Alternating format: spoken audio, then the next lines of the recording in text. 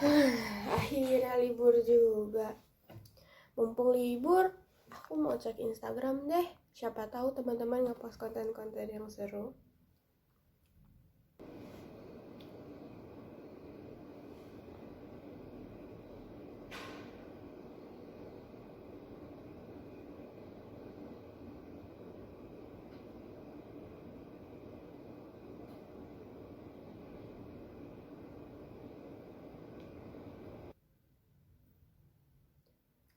Oh, ternyata gitu ya kalau kena anxiety disorder. Waduh, mana aku relate banget. Jangan-jangan aku kena anxiety disorder.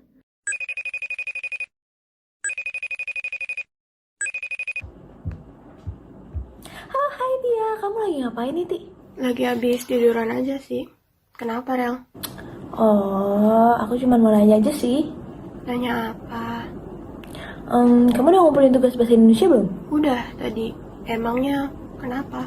Oke, soalnya aku pikir kamu belum ngumpulin, makanya aku mau ngingetin aja sih tadi. Oh, iya. Udah kok. Kamu lagi kenapa deh, Ti? Mukanya kok kayak kusut banget gitu?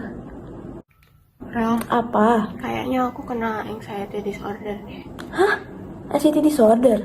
Ya, soalnya akhir-akhir ini aku ngerasa gelisah, susah konsentrasi, mudah lelah juga, dan aku kan emang susah tidur. Terus barusan kan aku lihat postingan di Instagram tuh ya, itu juga ngebahas tentang anxiety disorder. Terus abis itu gejalanya tuh sama persis sama yang aku rasain. Kamu serius, Ti? Mending langsung periksa ke ahlinya aja deh, daripada diagnosa sendiri kayak gitu. Buat apa? Udah yakin banget kok ini aku anxiety disorder. Soalnya ciri-cirinya juga udah sama banget sama yang aku rasain sekarang. Ngapain lagi aku harus periksa ke dokter? Ya kan buat mastiin aja, daripada kamunya kenapa-napa karena salah diagnosa gimana? Enggak ini pasti anxiety disorder. Aku udah yakin 100%. Eits, a correct diagnosis is about 3 for the remedy. So, jangan kayak Tia ya, mendiagnosis dirinya sendiri. Nah, apabila seseorang self-diagnosis, dirinya akan berasumsi seolah-olah dia sudah terkena atau mengidap penyakit tersebut berdasarkan semua informasi yang sudah dia dapatkan secara mandiri. Nah, mirip kan seperti Tia tadi. Untuk itu, kita perlu tahu ciri-ciri dan dampak apabila kita melakukan self-diagnosis. Yang pertama, panik. Self-diagnosis hanya membuatmu panik. Sebenarnya hal tersebut tidak seharusnya terjadi. Jadi, apabila kita sudah mendiagnosis diri kita sendiri, kita wajib datang ke seseorang yang profesional. Jadi, semuanya akan jelas dan mendiagnosanya itu tidak menimbulkan kepanikan ataupun kecemasan. Yang kedua adalah kondisi kesehatan mental kamu memburuk. Kenapa? Karena apabila kamu self-diagnosis, kamu akan mengalami kepanikan ataupun kecemasan secara berlebihan. Jadi hal tersebut malah tidak memperbaiki kondisi kesehatan mental kamu, tetapi malah memperburuk kondisi kesehatan mental kamu. Yang ketiga, mengabaikan penyakit yang sebenarnya. Nah, dengan self-diagnosis tadi, kamu jadi hanya menduga-duga tanpa tahu kebenarannya. Hal ini merupakan masalah. Kenapa? Karena dengan begitu, kamu tidak bisa mendapatkan penanganan yang tepat. Nah, dari ketiga faktor tadilah yang bisa memicu berbagai gangguan kesehatan menjadi lebih parah lagi.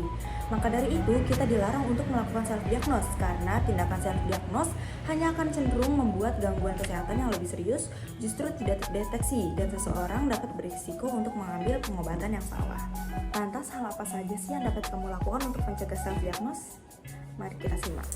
Yang pertama, hindari mencari tahu penyakit melalui internet. Perlu diketahui bahwa tidak semua informasi yang ada pada internet benar adanya, meski tidak dilarang untuk mencari tahu mengenai kondisi yang dialami melalui media sosial dan internet. Namun, hal ini bukanlah cara penanganan yang efektif. Hal ini justru dapat memicu kesalahan dalam hal penanganan akibat salah diagnosa. Lalu yang kedua, jangan ragu untuk pergi ke ahli seperti dokter, psikolog, atau psikiater. Yang ketiga, hindari tes mental melalui daring. Saat ini banyak sekali tes yang berkaitan dengan kondisi kesehatan mental beredar di internet. Hindari melakukan tes-tes tersebut karena kredibilitasnya sangat diragukan. Yang terakhir, jangan jadikan penderita gangguan mental lain sebagai rujukan. Seringkali kita menemukan kesamaan gejala dan kondisi yang dirasakan dengan seorang yang kita kenal atau selebritas dengan gangguan kesehatan baik itu fisik maupun mental. Namun perlu kita ketahui, meskipun mirip, namun kondisi satu orang dan orang lainnya itu belum tentu sama. Nah, itu dia penjelasan mengenai self-diagnose yang sedang marak dilakukan para remaja saat ini. Jadi, bagi kamu yang sudah merasakan gejala-gejala asing dan gejala tersebut sudah mengganggu aktivitas keseharianmu, maka jangan takut dan sungkan untuk segera memeriksakan diri dan berkonsultasi pada para ahli. Karena menetapkan diagnosis tidaklah mudah. Diagnosis tersebut ditentukan berdasarkan analisis yang menyeluruh dari gejala, riwayat kesehatan terdahulu, faktor lingkungan, serta temuan pemeriksaan fisik dan pemeriksaan penunjang. Untuk itu, kesehatan mental bukanlah hal yang dapat kita tangani seorang diri.